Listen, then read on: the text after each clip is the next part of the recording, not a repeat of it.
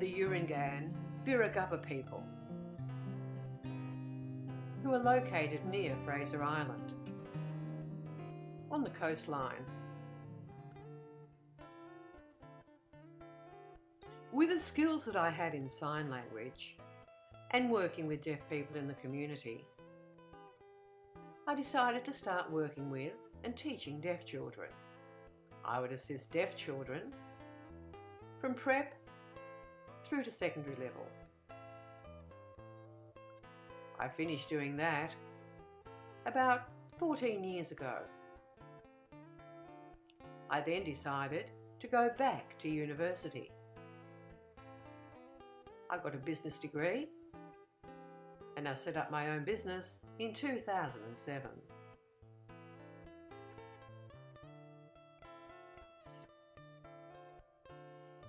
My business started quite small, and now I work with the community on issues related to deaf Indigenous people, on how they work within the community and how mainstream services work with them. I focus specifically on the culture and language for Indigenous people. We do know from the ABS that there's a high percentage of hearing loss in the Indigenous community.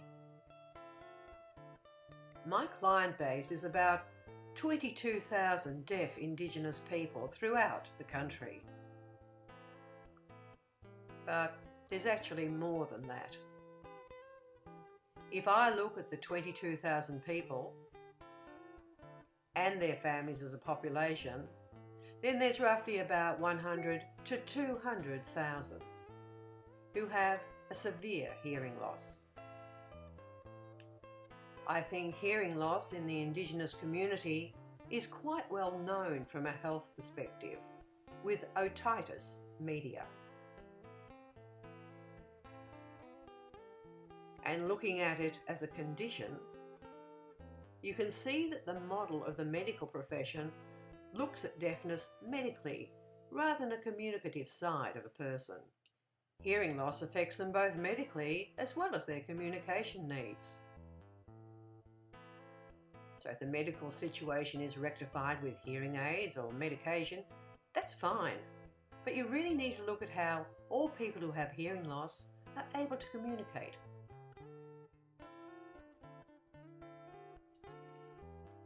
I think I have the capacity to lead people who come to me by beginning the communication. Because if they can't communicate with me, there's no conversation.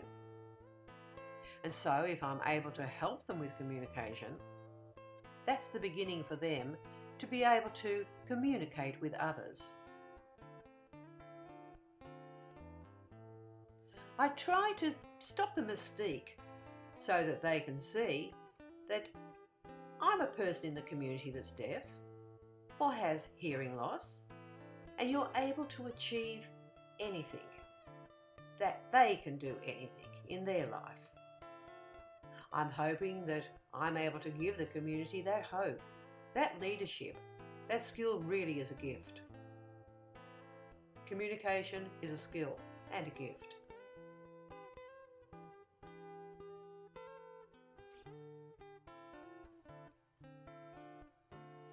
It gave me empowerment, really. It gave me the opportunity to succeed, to learn more about how to manage people, how to lead from being in the background, to encourage people, to benefit from access. I benefited from other leaders in the community and mentors who have helped me understand how I can work even better with the community. And that's been from a wider community perspective, people who can hear.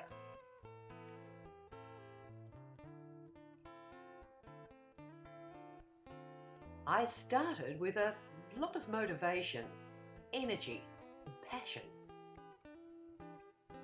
And then realised that the community sometimes isn't always ready. So I had to take some backward steps and give them time to help them understand that change can occur. Bit by bit, in the end, benefiting all people's lives. Sometimes the community will benefit. Sometimes the community will reject. But if you explain why your involvement is necessary, the community will come around. They continue to love you anyway, I think. They might only be grumpy with you for a little while, but most of the time they love what you do. They can see benefits that are going to help their families.